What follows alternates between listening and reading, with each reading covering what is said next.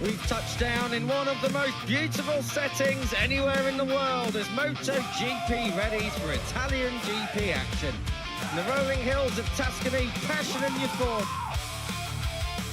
encompass a racetrack that remains unchanged since it was built. It's majestic, it's magic.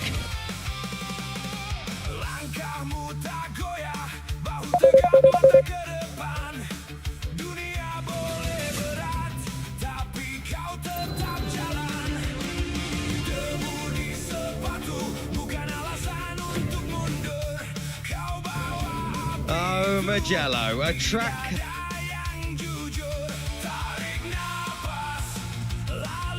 that they really did get right first time. 50 years of racing on this hallowed turf, and each corner, climb and descent remains the same as all the way back in 1976. If you're new to MotoGP, this really is about as postcard as we get all year, and we go to some pretty spectacular locations. The track laces its ways through the Tuscan hills. It's no wonder why the riders, team and paddock staff, they all love coming here. But it's the fans that get the ultimate experience. Italian countryside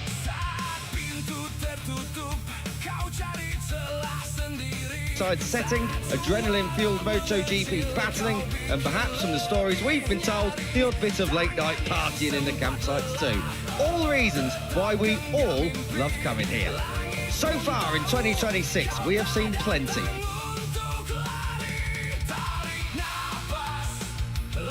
Starting in MotoGP, we come into this weekend having had 4 different winners from the last 4 races. A far cry from last year, where the top 3 in the championship at the same point are all placed outside the top 6 this year. But the reigning champion is back. Marc Marquez will at least be good for FP1 and is expected to go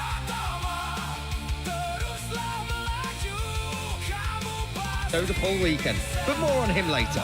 In Moto2, we've had 6 different pole sitters, but only 2 riders have been able to convert them.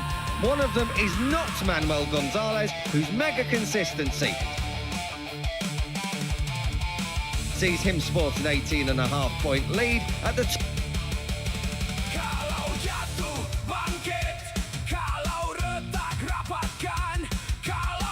over Ethan Guevara. But before all that, Moto3 and the mighty Maximo Quiles, who has almost double the amount of points as his nearest competitor.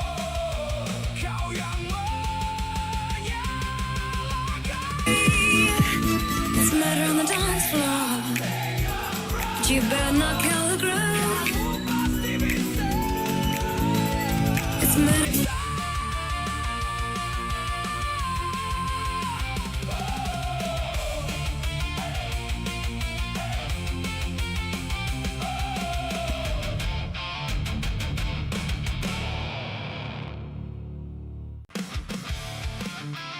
We all thought, OK, Max Quiles is going to be off the podium, maybe not even in the top 5 last time out in Barcelona, but that's as good as he is. He comes good right at the end.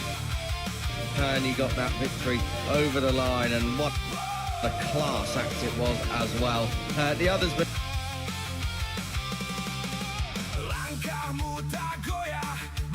Behind him, the likes of Adrian Fernandez, they weren't really able to mount a proper podium challenge. Alvaro Carpe, his qualifying was a thing that he really needs to work on, but he's in the hunt as well. But really, after just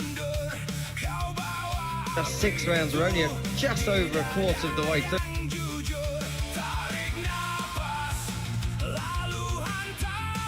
this season, and Max Quiles' lead is already looking pretty scary. It's already the biggest championship points tally after 6. Of the last 3 Grand Prix, only David Alonso has won more than 3 Grand Prix in a row in Moto3. Of course, when he was riding Brassbar in his record-breaking 2024 campaign, a good start to through the session to me. Hopefully there's not too many front-end crashes like that in this session for Moto3 to get the green flag, but it's been an absolutely unbelievable season so far for Quiles, who is storming away to the championship. A long, long way to go. Of course, we can't rule out the chasers as things stand, but they have got one hell of a job on their hands to try and reel in Quiles. He just looks unbelievable, because in Barcelona all weekend long, up until Sunday, and even on Sunday, he was encountering issues with the gearbox down into turn 1, he said, and then he just sort of took it steady. But Quiles after the race said, once he saw the final 6 laps come onto his pit boards, he sort of switched into attack mode, and attack he did, and of course he went on to win the race. But it was a weekend where he was struggling a little bit, just like he was in Le Mans, but on both occasions come Sunday, he was at the forefront and saw the checkered flag first for the maximum points all of 25. So even when Quiles is struggling throughout a weekend, he goes on to win the race in the last couple of races. And where are we, Kiko? The scene of his first victory last year. Exactly. It doesn't get much better than that. It doesn't get much closer to home for the rider who is on your screen, Guido Pini. If he was staying at home, which unfortunately he isn't, he's actually staying in his GP room in the paddock, he would be able to roll out of bed and fall into Mugello. He's from Scarperia, and really that's where he lives. He is been absolutely phenomenal, really, hasn't he? He's been a real home hero since he got down here, back home post-Catalonia. He's taken the whole team round to his house, his grandparents, his mum and dad, the cats, the dogs, the animals, the neighbours, they were all over there last day. And I think it was over on Wednesday this week, and a few members in the team but just thinking, where are all the Pinis coming from? They just keep coming and coming. And Guido Pini, it is as close to home as you're going to get. Lives in Scarperia, from Borgo San Lorenzo. This is the track where Guido Pini, it cannot get any more home GP than the number 94. And we saw that massive, great big 7-metre tall number 94, and the flares already going off here in Moto3 FP1. We actually had a game of football last night, didn't we, Al, over in Scarperia, and lots of I Drive Pines flags and banners and Guido Pini merch all over the place. So he is about as home hero as it gets. Yeah, if you hop over the barrier at Arrabbiata 2, turn 9, and walk for about 5 minutes, you're basically at Guido Pini's house. It literally does not get much closer than this. And it's fantastic to see. We were obviously driving to the circuit on Wednesday, and the first banner we saw as we approached the Mugello circuit was a massive number 94 with I Drive Pines, the literal English translation to Guido Pini, if you want aware of that. Doesn't make too much sense, obviously, but I like that Pini's just embraced it and gone with it.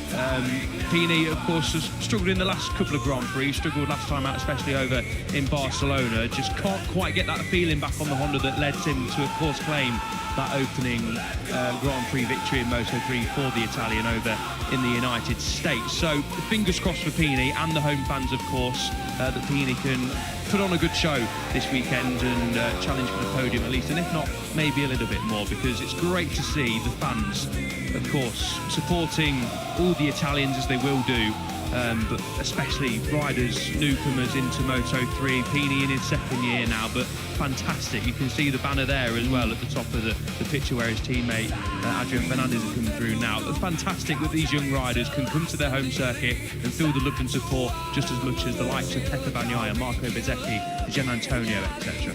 Absolutely, and I think the big thing as well for Pini is all his family are here. I think the Leopard Hospitality must be one of the most populated hospitalities this weekend, because all of the friends, family, as we were walking out the track yesterday, Guido Pini couldn't even get back in towards the boxes. He was that popular with various people who found themselves in the paddock on Thursday. He is a real home hero, as I say, and we are expecting big things from him. Last year here, he was 21st on the grid. He did get himself up to 8th. He had a big crash here, actually. Very lucky not to be clouted by, I think it was Joel Kelso who had to take avoiding action, but it was Biondetti one that unfortunately caught out Guido Pini last year, but he was in that league group. You can expect more of the same coming up this year. You always find a couple of tenths when you're at home, and I think for Pini, probably half a second he's that close to a familiar setting.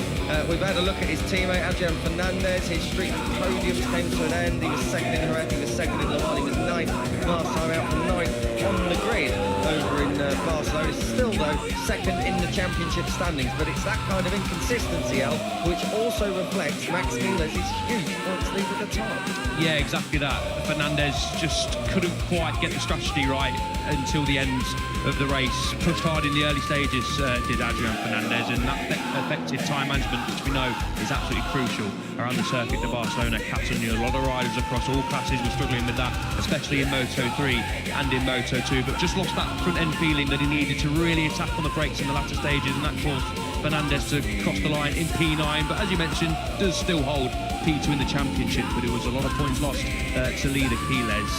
Fernandez is still on a very good run of form. He's not finished outside the top 10 since America last year when he was 12th. That's over a year ago now for Fernandez, so he's been very, very consistent as Fernandez. There's been a couple of DNFs thrown in there as well, but when he's finished a race, he's well inside that top 10. He continued that streak over in Catalonia, but if Fernandez wants to win this championship, or at least put some pressure on Quiles in the lead up to summer, P9 isn't going to cut the mustard. It won't, and it was his worst result of the year. His previous worst from that was 8th, that was over in Guyana, but 9th last time out Barcelona. He's never really dealt with Barcelona, something we touched on a couple of weeks ago, so Fernandez probably happy to get back here to Mugello. He's on for an 8th consecutive top 10 here at Mugello. It'll be the 3rd time in his career that he's achieved that, should he get it. Last year, he was in a DNF situation, and Leopard not getting much luck at all. That was down into turn 1, a little bit of a tangle with his teammate, and then that flattened into Luke Lanetta, if memory serves me correctly. Best result to 8th place coming here in 2024. That, of course, also was with Leopard. We're just over 8 or so minutes into, just under 8 or so minutes into this session. Munoz has gone top at the moment. We're obviously in full wet conditions at the moment. Munoz, O'Shea, Fernandez, Hakim Danish, who's a bit of a wet weather specialist, as is the rider who's in 5th place, Cormac Buchanan, Almanzi, Yamanaka, Pini Carraro, Marco Morelli, Joel Kelso, Joel Esteban, Zen Batani, Ruche Moody, Valentin Peroni, Jesus Rios, Adrian Cruces, and Rico Salmella. 18 riders on the time in town. Now to make that 19 as Vader Batama's first lap is set, but not everyone quite yet venturing out and getting that first lap time on the board. Yeah, you mentioned Danish, who's just on top of the standings there as well. We're looking at his teammate Ryusei Yamanaka. Danish had a fantastic weekend over at the circuit de Barcelona, Catalonia a couple of weeks ago. Was in that lead group, was inside the top 3 on the last lap as well. Eventually crossed the line in P7, did the Malaysian. 6/10 away only from the victory, but when you're racing in Moto3, 6/10 can cost you a chance of finishing on the podium and even outside of the top 6, as Danish found out. But it was a really good weekend, a really solid weekend at the office with Danish. Obviously finished Friday P1, then qualified 10th. We was hoping for a little bit more than that, but was in that lead group throughout the race, as I mentioned. And Danish said afterwards that he learned a lot in that lead group, and that's what you need to do as a rookie. Gain valuable experience fighting the lead group against riders like Maximo Quiles, who have been there, done that, got the t-shirt, won races, and are now challenging for titles. So there needs to be in that mix on a circuit that a lot of the riders know very, very well over in Barcelona. I was really impressed with how the Malaysian went about his business at the weekends. From Friday, quickest, and then just continued that momentum. Okay, it wasn't the podium, and he described it as not a great result, but I don't view it as that. Danish will obviously want to be finished on the podium and winning races, but I think that there needs to be well inside that podium hunt from lap 1 to the finish line. Was a really top job. Got to say as well, you mentioned Malaysia just there. Brilliant to have a regularly fast Malaysian up there. It's been a little while. 5 point scoring finishes now in a row for Hakim Danish. First time since Fahmi Khairi did back in 2012 that has happened. And back-to-back top 10s for the first time since 2017 for Malaysian riders. Adam Norrid in there on a streak of 4. So Hakim Danish, if he can link up the next few GPs, he might be on for setting a few records here in Moto3. Good news is as well, Danish knows this place. He was second on the podium last year here in Red Bull Rookies, a couple of P6s the year before, so not bad at all around here is Hakim Danish. He likes it wet as well, and now he's starting to get that front running experience. Just keep an eye on that number 13. Someone who does need to work slightly harder, I think, on a Friday afternoon to guarantee himself a spot over in Q2 directly is this side on your screen, Alvaro Carpe. It hasn't been easy for him of late. Carpe, the last 2 GPs has failed to get in directly to Q2. He has had to go the long way around. Carpe has come good in the GPs. Did finish second last time out in Barcelona, but unfortunately qualifying down on the 5th row of the grid like he did last time out just gives him a little bit too much work to do, uses that tyre a little bit too much, and ultimately just puts him right in the middle of the pack, which is far from ideal, particularly at tracks like Barcelona and here, Al, where we've got a long old run to turn 1 and it can get a little bit tight and squeezed up down there. Yeah, for sure. You do feel like Mugello is one of the circuits where qualifying, of course, does matter, but maybe that matters a little bit less. Longest straight on the calendar, where we're watching Ogden, Cormac Buchanan and Eddie O'Shea just in the background there. Longest straights and slipstream coming into effect. But Carpe just lamented again a crash at the wrong time over in Barcelona on a Friday. But he said with the limited running that they did, he was very impressed with his pace and felt really comfortable on Sunday in the group. Worked really well, and said his tactics were really, really strong, and he managed it very well to be fast and clever in the latter stages as well. So Carpe, I think, given what had unfolded in the weekend with the limited laps he managed to do, he rode a really good race on Sunday, coming from P14 on the grid, as you mentioned, Kiko, but he won't want to be doing that all too often. You don't want to be qualifying outside the top 10 and not getting into Q2 on a Friday. A lot of stress in Q1 on a Saturday afternoon if you're doing that for Carpe, who is third in the standings, of course, 65 points away from Max Quiles. For me, at the moment, Carpe is Quiles' main challenger, because on a Sunday, as we've seen in the last few Grand Prix, Carpe can be right there despite a difficult Friday and maybe a difficult Saturday as well. And of course, it was here last year that Carpe led for a lot of the race, did a lot of donkey work, and he crossed the line in second and nearly outdragged Quiles to the line. So hopefully we get another Quiles-Carpe battle like we did here last year, but Carpe does need to just not make a mistake basically this afternoon, comfortably get into that Q2 later on, and then just work on race pace on Saturday morning. Just needs a bit of a cleaner week. The thing for Carpe is, of course, that we mentioned about his poor qualifying. It was here last year, he got his first real pole position. He started from pole back in Silverstone, but that was because of a penalty for his teammate Jose Antonio Rueda. He actually qualified on pole for the first time here last year. So Alvaro Carpe likes Mugello, and there's been quick round here before as well. So yeah, keep an eye on him coming up more tomorrow in qualifying, but likewise Sunday he's going to be right there. Valentin Peroni, as we clap eyes on him for the first time this weekend. Valentin Peroni's been consistent.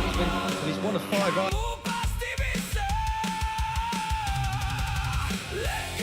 to have scored points in every GP so far this year.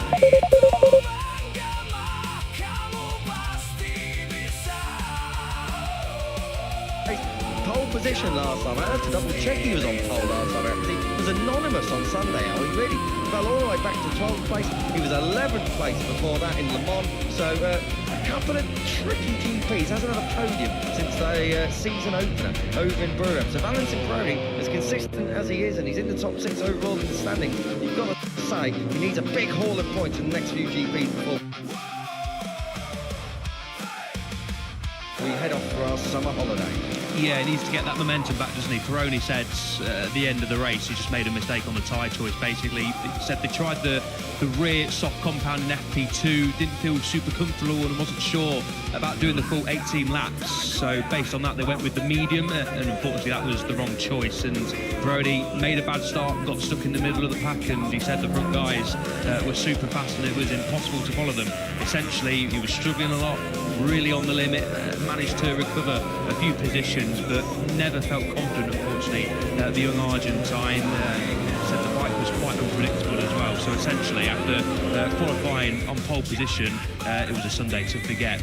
Tyre choice, not the right one, and just didn't get going at all, did the Argentine. Not had 3 consecutive non-top 10s since his first 3 races in Moto3, where he picked up 3 DNFs. So Peroni, 11th in France, 12th last time out in Barcelona, won't want to finish outside the top 10 again this week. He came from way down on the grid here last year to finish inside that top 6 as well. Top 8, finished P8. So I did qualify in 6, but got a penalty and then came from the back of the grid to come through and be in that victory fight. So yeah, Peroni definitely needs points on the board for sure. and will hopefully make the correct tyre choice from Sendo as well. He was lamenting that post-race in Barcelona. So hindsight is brilliant vision, but unfortunately you've got to get it right when it matters. So Valentin Brony, I mean, he's still consistent. He's right there in the mix all the way through the weekend. Just gets a bit pushed around as well on race day. So that'll be something to just watch out for. We have a look at Boucher Moodley following home hero Matteo Vitali. We watch them soon be on Detti. This is back over at Casanova Cervelli and into Arrabbiata. We're looking at Brian Ariarte, who was a real star last time out, wasn't he? Qualifying, very, very solid stuff. Indeed, qualified third, it was his first front row in Moto3, finished fourth, just missing that first podium. He's had 2 podiums here in Red Bull Rookie, I beg your pardon. That was over in second place, 2024, twice in P2 that year, 5th and 6th here last year. But Brian Ariarte, they are just starting to grow in stature. Personal best result last time out, and personal best qualifying as well. So coming up to rather familiar tracks for Ariarte, he's going to be a rather familiar face at the front from here on in. Yeah, in the sessions that mattered over in Barcelona, I'm talking about practice, qualifying and the race, of course, didn't finish outside the top 5, so it was a really strong weekend for Brian Ariarte. Great to see the number 51, a massive star in the making as Ariarte, as we know. Just said himself lacked a little bit of experience in the battle on the last lap, but he was learning a lot, like the others said as well, but showed strong praise throughout the weekend. He said we made a name for ourselves, which is important, and was at the front basically pretty much for the first time for a longer period in the race. And his teammate Alvaro Carpe mentioned this as well. He said Brian just lacked a little bit of experience, which is understandable. Of course, Ariarte is the reigning Moto Junior.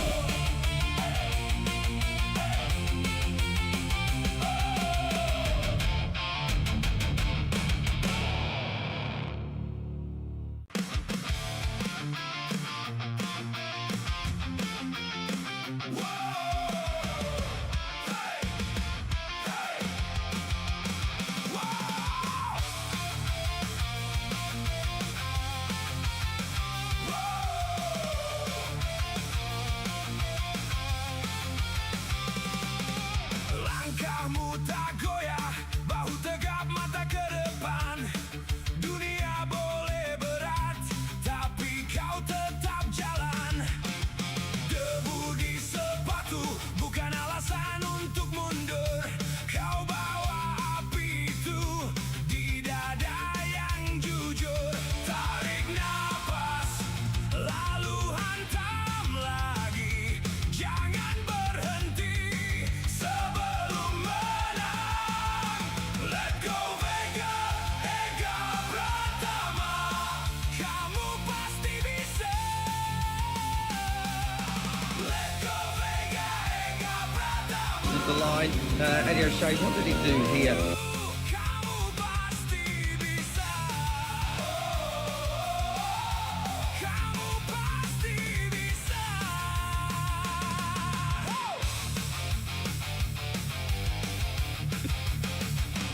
Saat pintu tertutup, kau cari celah sendiri. Saat suara mengecil, kau bikin lebih nyaring. Tangan yang sempat lelah tetap genggam mimpi. Langit pun tahu kau tak datang untuk lari. Tarik napas, lalu hantam lagi. Jangan berhenti sebelum menang. Let go Vega, Ega Pratama. Kamu pasti bisa. Let go Vega, Ega Pratama. Teruslah melaju, kamu pasti bisa. Kamu pasti Been looking strong. Certainly inside that top 10, and then it's no longer really a massive surprise. Got to say as well, it was a lonely race, but it's those kind of lonely races that are very easy to make a mistake. You haven't got a reference up ahead of you, you haven't got a bit of pressure coming in from behind. It's very easy for a lapse in concentration. But great job from Eddie O'Shea, I've got to say, this season. Very, very impressed. And I'll tell you what, El, really, really good stuff as well. On a second dynamic with this. new crew chief for this year, Franco Vicente, who's come from, I think he's the ex-technical director over at VR46 back in their Moto3 days. He's their technical manager as well. You've also got Kelso's come into the team. It's a stable team this year. There's a lot of changes with it. Michael Laverty's good M-Lab squad last year. And poetry emotion as Max Keeler just backs that into Sunday. But good, solid building.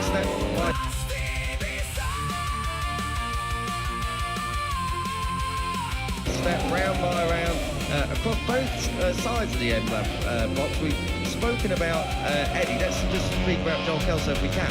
Very, very quick over one lap. He's definitely the faster of the two in qualifying, but then he just seems to struggle to get into a rhythm with the Honda in the GP itself and drops back, whereas Eddie O'Shea seems to be able to use that Honda experience that he's built over the last year or so and grow into the Grand Prix as it evolves. Yeah, you feel like for Kelso, he just needs to get a result on the board. The results don't necessarily reflect the progress Kelso has made. Well, they absolutely don't. He had a difficult time of things over in Catalan. He crossed the line in 18th. One top 10 since his Australian GP podium, his P2 last year. That doesn't, as I say, necessarily paint the full picture for Kelso, who is adapting to the Honda. Obviously crashed over at the Circuit of the Americas, crashed out the podium places in the tricky conditions over in Le Mans as well. Now I know, of course, when you chuck it down the roads, there's not really too many excuses because everyone's sort of riding on the same circuit in the same conditions. But Kelso has been there or thereabouts, has been threatening to definitely finish inside that top 6 and challenge for a podium or two when the conditions were a little bit iffy, like they were at the French Grand Prix. But back-to-back no scores now for Kelso on that Honda. He just needs to get, I think, some points on the board, get that top 10, challenge for the top 6 and podium, like we know he can do, and I think then the ball will start rolling for Kelso. But yeah, it's no doubt that he's helped the team massively, and just in general this year, it's really refreshing to see a team that, let's be honest, were at the back of the field in Moto3 for a couple of seasons, and it was sort of no surprise to see them back of the field in Moto3, but with the guidance of Michael Laverty, really sort of a lot of know-how, a very switched-on character as Michael Laverty, as we know. Has brought in the right people, got the riders on board, and now it's really gelling, which is great to see. And you know, Al, the biggest sign of an improvement in results, you know what that is, don't you, for a team? Coffee machine. Very nice as well. 12 minutes to go until the first checkered flag of the weekend as regards the Moto3 comes out, and at the moment it is, action Fernandez. Just having a little bit of a moment, that's coming through, that's Poggio over there at Pelagio over there at turn 11, Scarfree at Pelagio.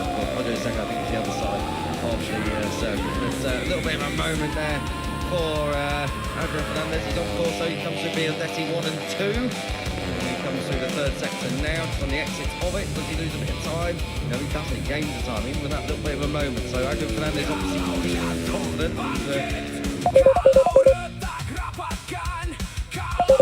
Track, and it's a vast old track, isn't it? I know we like to go out and watch MotoGP at the end of that front straight, and you know, really, we are expecting a little bit of rain here. And I mentioned why it's vast for a reason, because you can easily have a bit of rain at one point on the circuit, and a little bit more dry conditions, maybe windy conditions elsewhere at the track. The thing is, we're racing in a valley anyway, so it is its own little microclimate. I know when we were coming out of the hotel this morning, all those hills that you see in the back of the shop were covered in cloud. It was really quite something, and it kind of eased up the further towards the track we got, but we are expecting rain later as well, so this is important information out there in FP1 in case they have to go for broke later on in practice and try and get into the top 14 in dodgy and tricky conditions. Yeah, you make a good point. Turn 15 is over a kilometre away, rarely, I must add. Turn 15 is over a kilometre away from turn 1, for example. Obviously, the 1.1 kilometre front straight here, which Maximo Quiles is entering now, and is the number 28 going to go quickest. Carpe down in P22 has caught my eye. Just understandable that the riders in this title fight will be taking so. Look at the KTM weaving and bucking the CF Moto, I should say, down that front straight. Quiles trying to keep it in line, but does go P1, 211.156 for Maximo Quiles, the championship leader. lays down an early gauntlet here in these conditions anyway, but it's a sign that Quiles is looking very comfortable. He's willing to push the limits a little bit in these conditions because we know the mentality of Quiles this year, apart from the last 6 laps, of course, over in Barcelona, as he mentioned, he's not been in defensive mode. He's obviously attacked when he needs to attack, but especially on a Friday, he said he's been really conservative, not pushing the boat out too much, trying to not make mistakes. The only session I remember Quiles really sort of making a few errors was over in Austin on Friday afternoon, I do believe, when he was pushing that front end, hooking and weaving, was close to crashing a lot of times, and he said afterwards, I think on that Friday, I just needed to reel it in a bit, got a bit too excited. So for Quiles to be P1 early doors here in FP1 at the Italian Grand Prix. Maybe not for too long though with Fernandez's lap. A great third split for the number 31, but it's a sure sign that Quiles, as we come to expect, is feeling really good this week. I've got to say, Fernandez in the third sector is doing something the others aren't, because that's not the first time we've seen the 31 really light up the timing screens with regards to that third sector. Gets it done as well over the line. 3/10 clear now. Quiles Fernandez breaking down into San Donato. It's tricky at the best of times in there, let alone with a little bit of rain out there as well. It isn't actually raining, I should say. Well, not where we are anyway.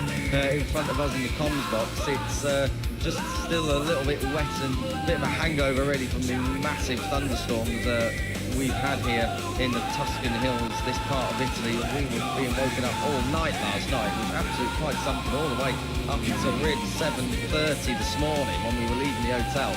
It was really massive claps of thunder, and it was relentless for a good few hours. So got to say that even though we are here and we are expecting sunshine and typical Italian GP weather on Saturday and Sunday, Friday at the moment is not living up to the postcard that we normally do go racing in. No, unfortunately not. Coming into the weekend, it looked like Friday, Saturday and Sunday were going to be bone dry and glorious sunshine. Unfortunately, that's not the case. And the circuit doesn't look like it's drying out too quickly either. The temperature's not too warm out there, but it's certainly creeping towards 20 degrees. It might even be above 20 degrees now, well, according to my phone. It is dead on 20 degrees. So it's not cold. It's obviously not sort of heading up to 30 degrees. What is a bit hot is the head under the helmet of Hakim Benish getting in. I don't think that was a good morning to who was it, Ruche Mouli, where he was overtaken through the